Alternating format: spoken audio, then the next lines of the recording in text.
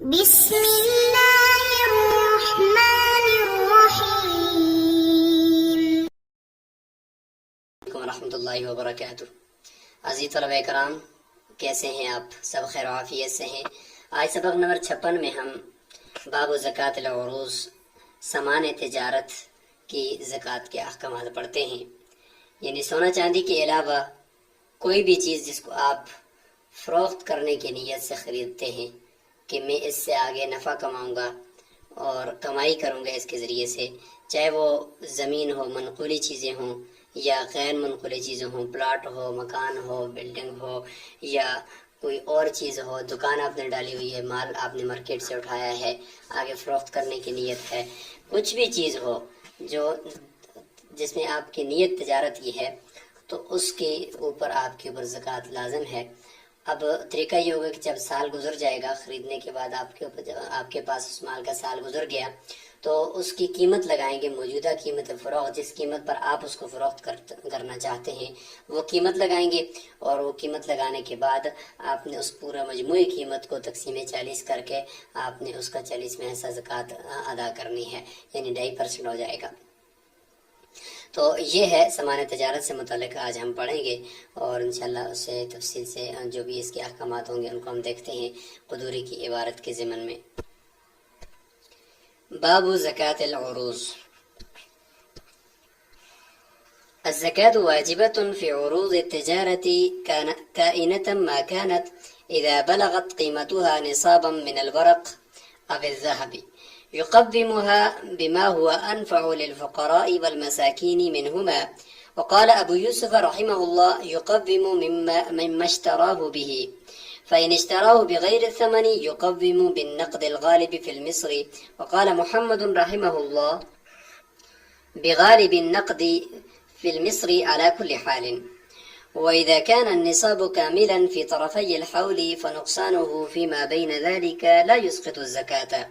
ويضم قيمة العروض إلى الذهب والفضة، وكذلك يضم الذهب إلى الفضة بالقيمة حتى يتم النصاب عند أبي حنيفة رحمه الله. وقال: لا يضم الذهب إلى الفضة بالقيمة ويضم بالأجزاء. تو ترجمہ کر لیتے ہیں، ساتھ مختصر تشریح ہوگی۔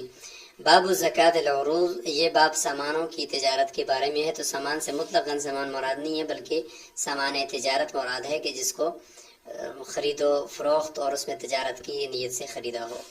الزکاۃ واجبۃ فی عروض التجارت کائنۃ ما کانت، کہ زکوٰۃ واجب ہے سامان تجارت کے اندر، چاہے وہ جس شکل میں بھی ہو، کائنۃ ما کانت، جس شکل میں بھی ہو یا جو بھی ہو۔ مثال کے طور پر ہم نے پیچھے پڑھا تھا کہ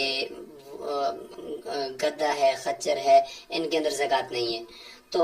اگر یہی خرید و فروخت کی نیت سے لائے ہوئے تو زکوٰۃ ہو جائے گی۔ مطلب ہے کہ ایسے اموال جو تجارت زکوٰۃ کی جنس سے نہیں ہے، اموال زکوٰۃ کی جنس سے نہیں ہے، لیکن جب ان کو تجارت کی غرض سے آپ خریدیں گے، یا تجارت کی غرض سے آپ نے پاس رکھا ہوا ہے، تو اس کے اوپر زکوٰۃ آئے گی۔ اذا بلغت قیمتها نصابا، پہلی شرط تو یہ ہے کہ عروض تجارت یعنی سامان تجارت ہو، تجارت کی نیت سے ہو، خریدا ہو، اور دوسرا یہ کہ اذا بلغت قیمتها نصابا، دوسری شرط یہ کہ ان کی جو قیمت ہے وہ نصاب تک پہنچ جائے۔ نصاب میں پھر کون سا نصاب؟ من الورق، چاندی، او الذهب یا سونا، 52.5 تولے چاندی یا 7.5 تولے سونے کی جو موجودہ مالیت ہوگی اس تک یہ پہنچ جائے ان کی قیمت اس سامان تجارت کی۔ مثال کے طور 52.5 تولے چاندی کی قیمت 1 لاکھ ہے، تو آپ کے پاس جو سامان ہے وہ 52.5 تولے چاندی کی قیمت کے برابر ہو، مثلا 1 لاکھ کا ہو، تو آپ کے اس سامان پر زکوٰۃ لازم آئے گی، بشرطے کہ سال بھی ساتھ گزر چکا ہو۔ یا یہ کہ آپ کا سامان 7.5 تولے سونے کی جو موجودہ ریٹ ہے اس کے برابر ہو گیا ہے، تو پھر بھی آپ کے اوپر زکوٰۃ آئے گی۔ تو کسی ایک نصاب تک پہنچنا یہ ضروری ہے، نصاب آپ کا نصاب برابر ہونے کے لیے اور آپ پر زکوٰۃ لازم ہونے کے لیے۔ اچھا، یقومھا، قیمت لگائے گا اس سامان کی زکوٰۃ نکالنے والا، بما، اس نصاب کے ساتھ یا اس نصاب کے برابر اس کو کرے گا، ہوا انفع للفقراء والمساکین منہما، یعنی سونے اور چاندی، منہما، سونے اور چاندی میں سے کسی ایک میں سے اس کے ساتھ قیمت لگائے گا جو فقراء اور مساکین کے لیے زیادہ نفع بخش ہو۔ تو زیادہ نفع بخش عام طور پر چاندی کا نصاب ہوتا ہے، کیونکہ وہ سونے سے سستا ہے، تو اس لیے چاندی کا نصاب 52.5 تولے چاندی کا نصاب مثال کے طور پر 1 لاکھ میں پورا ہو جاتا ہے، تو ادھر تو 1 لاکھ کا تولہ سونا کا ہے، 1 تولہ سونے کا ہے، تو اگر سونے کے نصاب کو دیکھا جائے تو 7.5 تولے سونا تقریباً 7 لاکھ کا بن جائے گا، 8 لاکھ کا بن جائے گا، تو 8 لاکھ تک انتظار کرنا، تو پھر تو کسی کی اوپر زکوٰۃ لازم ہی نہیں ہوگی۔ عام طور پہ 5-6 لاکھ 3 لاکھ 2 لاکھ والے بندے پہ پھر تو زکوٰۃ لازم ہی نہیں ہوگی، تو پھر یہ فقیروں اور مسکینوں کو فائدہ نہ ہوا، یعنی ان تک پھر کچھ مال نہیں پہنچے گا، کم پہنچے گا، کیونکہ بہت سارے لوگ پھر زکوٰۃ ادا نہیں کر رہے ہوں گے۔ اچھا، اگر چاندی کا نصاب دیا جائے تو ظاہر ہے کہ 1 لاکھ میں چاندی کا نصاب پورا ہو جاتا ہے، 52.5 تولے چاندی کی قیمت کے برابر سامان تجارت ہو جائے گا، تو زکوٰۃ لازم ہو جائے گی، تو فقیروں کا فائدہ ہوا کہ ہر ایک آدمی زکوٰۃ ادا کر رہا ہوگا، ہر ایک تاجر زکوٰۃ ادا کر رہا ہوگا، مساکین کو کچھ نہ کچھ ان کے پلے پڑ رہا ہوگا، ان کے ہاتھ لگے گا، تو فائدہ ہو جائے گا۔ تو اس لیے جو فقیروں اور مسکینوں کے لیے زیادہ نفع بخش ہو، یہ امام ابو حنیفہ رحمہ اللہ کا قول ہے، اور یہی راجح اور مفتبی قول ہے۔ اگرچہ اس معاملے میں پھر آگے جا کر قربانی کے معاملے میں بہت سارے ایسے لوگ کہ جن کے پاس چاندی کے نصاب ایک دم سے پورا ہو جاتا ہے، یعنی تھوڑا سا سونا اور تھوڑا سا ساتھ کوئی مال تجارت یا نقدی ملاؤ تو ایک دم سے چاندی کا نصاب فوراً پورا ہو جاتا ہے، کیونکہ سونے کی ریٹ لگے گی، ساتھ نقدی ملائیں گے تو 1 لاکھ سے اوپر چلا جائے گا اگر 1 تولہ بھی ہے تو۔ اگرچہ چاندی کے نصاب کی وجہ سے ہر ایک کے اوپر زکوٰۃ لازم ہو رہی ہے، یعنی اکثر لوگوں کے اوپر زکوٰۃ لازم ہو جاتی ہے، اکثر لوگوں کے اوپر قربانی واجب ہو جاتی ہے، جبکہ ان کے پاس کرنے کا، قربانی کرنے کا اتنا ان کے پاس طاقت نہیں ہوتی، وسعت نہیں ہوتی، لیکن بہرحال چاندی کا نصاب ایسا ہے کہ اس کو دیکھنے میں فقراء اور مساکین کا فائدہ ہے، جن کو ہم زکوٰۃ دینا چاہتے ہیں، تو اس لیے اسی کا ہی مقدار ہوگا اور اسی کو ہی معیار بنایا جائے گا۔ وقال ابو یوسف رحمہ اللہ، امام ابو یوسف فرماتے ہیں، یہاں پہ ہر ایک امام کا اپنا قول ہے۔ امام ابو حنیفہ رحمہ اللہ کا تو یہ ہوگا کہ انفع للفقراء، فقراء کے فائدے کو دیکھا جائے گا، جو چیز فقراء کے فائدے کو، جیسے چاندی کا نصاب فقراء کے فائدے کے لیے ہے تو اسی کا اعتبار ہوگا، سونے کا نصاب فقراء کے فائدے کے لیے اسی کے اعتبار سے سامان تجارت کی نیت ریٹ لگا کر زکوٰۃ کا اعتبار کیا جائے گا۔ امام ابو یوسف رحمہ اللہ فرماتے ہیں یقوم مما اشتراہ، وہ قیمت لگائے گا اسی کرنسی کے ساتھ جس کرنسی کے ساتھ اس نے اس کو خریدا ہے۔ مثال کے طور پر اگر سونے کے ساتھ اس نے مال تجارت خریدا ہے تو پھر سونے کے نصاب کو دیکھا جائے گا، چاندی کے ساتھ خریدا ہے تو چاندی کے نصاب کو دیکھا جائے گا، اور اگر اس نے پیسوں کے ساتھ خریدا ہے تو پھر کیا کریں گے؟ تو پھر امام ابو یوسف رحمہ اللہ فرماتے ہیں کہ شہر میں جو رائج کرنسی ہے، جو زیادہ رائج ہے، اسی کے اوپر ہی اس کے نصاب کا اعتبار کیا جائے گا۔ اگر پیسے رائج ہیں تو پیسوں کے ساتھ اس کا نصاب پھر سونے چاندی کے ساتھ برابر کر دیا جائے گا، تو یہ امام ابو یوسف کا قول ہے۔ اور فإن اشتراه بغیر ثمن، یہ آ گیا فإن اشتراه بغیر ثمن، اگر ثمن کے علاوہ کے ساتھ اس نے خریدا، یہاں پہ ثمن کے علاوہ کا مطلب یہ بھی ہو سکتا ہے کہ کوئی گندم دے کر کوئی چیز خرید لی، یا یہ کہ کوئی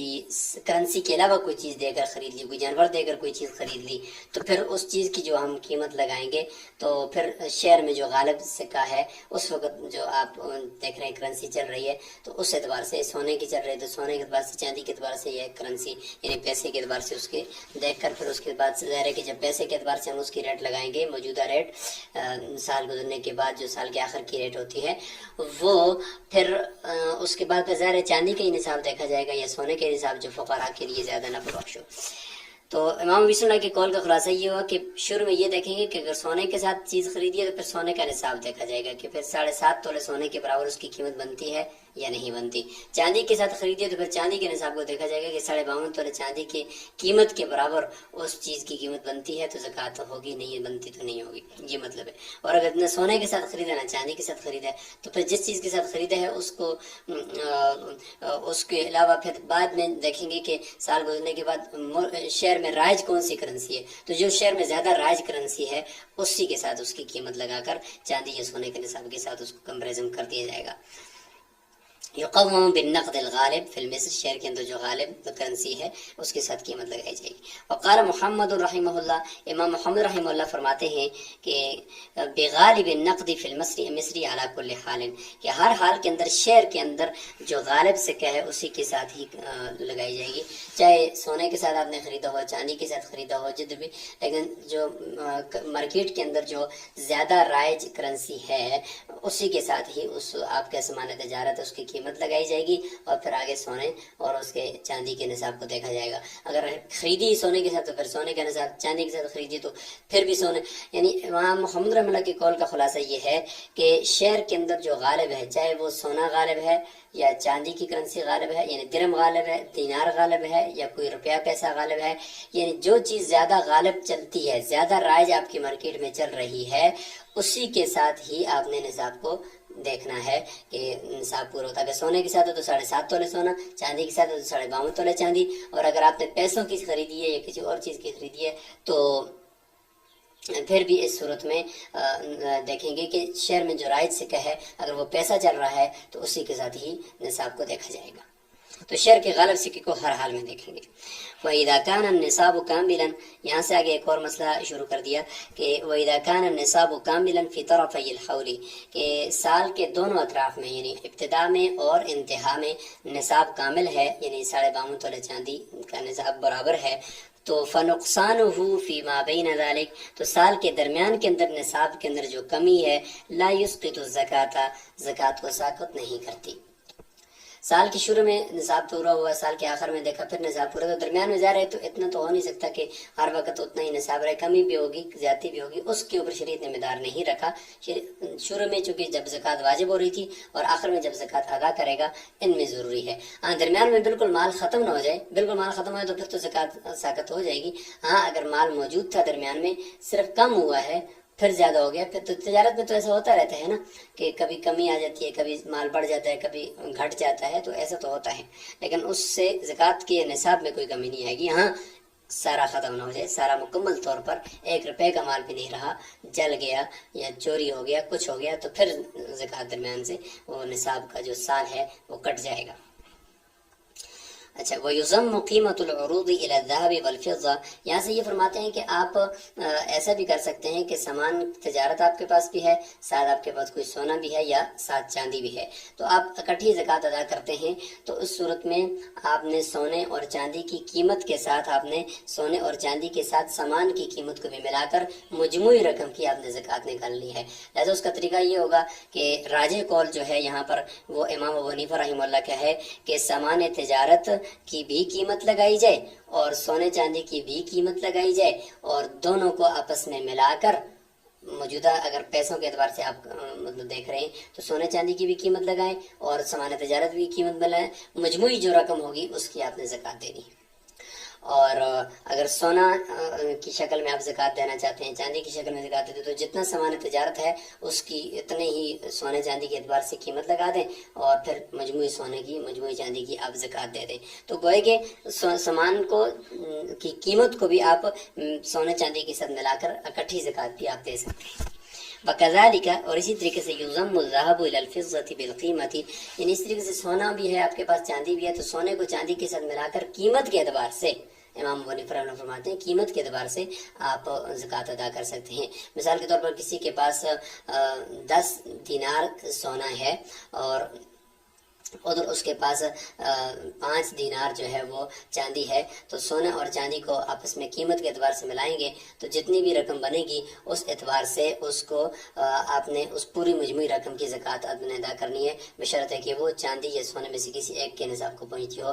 عام طور پہ چاندی کے نصاب کو پہنچے گی کیونکہ سونا اب مہنگا ہے چاندی کی بنسبت، تو لہٰذا آپ نے زکوٰۃ دینی ہوگی، تو قیمت کے اعتبار سے ملائیں گے. حتی یتم النصاب، یہاں تک کہ نصاب کامل ہو جائے. امام ابو حنیفہ رحمہ اللہ. وقال صاحبین فرماتے ہیں لا يضم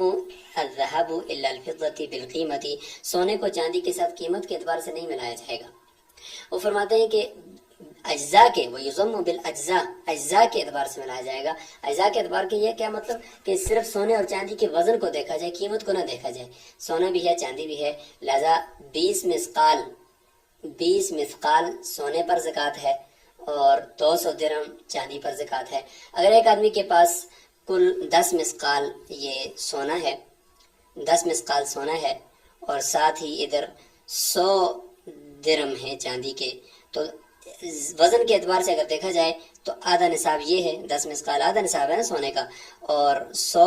درہم یہ چاندی کا آدھا نصاب ہے، تو یہ آدھا اور آدھا ہاف مل کر یہ پورا نصاب مکمل ہو جائے گا. لہٰذا زکوٰۃ یہاں پہ آئے گی. وہ اس طریقے سے فرما رہے ہیں کہ اجزاء کے اعتبار سے ملاؤ، قیمت کو نہیں دیکھو کہ نیچی قیمت کتنی ہے، بلکہ اجزاء کو ملاؤ، وزن کو دیکھو۔ اچھا اسی طریقے سے اگر دیکھا جائے کہ کسی کے پاس